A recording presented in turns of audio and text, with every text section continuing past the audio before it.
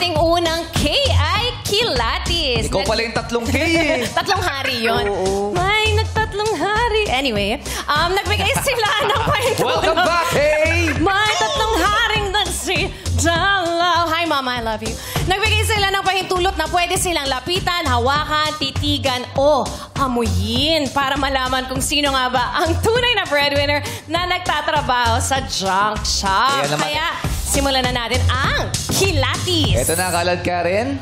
Pwede mo silang hawakan, amuyin, depende, pwede mo silang kamay. Kung gusto mo rin i-check, pwede din.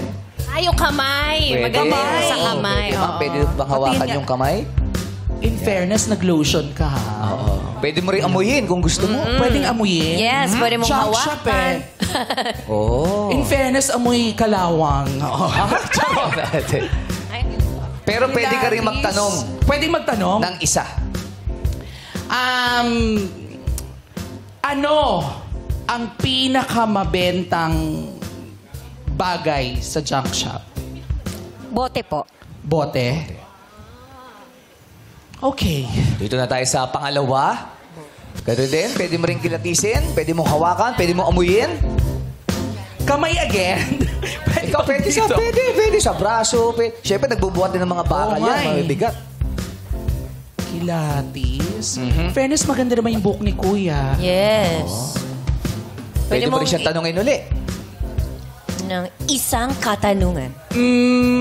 Kung may question ako, magkano ang 1 kilo ng dyaryo sa junk shop? Piso. Ha? Piso? Piso. Piso daw. Piso? Okay, di tayo sa Piso pala pangatlo. isang Piso. kilo. Piso, 1 kilo. Gaano kaya kataas din natin? Sister. Pwede tanongin. Ah, sister mo siya. Oo. Fairness, ang ganda ng tattoo Michael. mo, ha?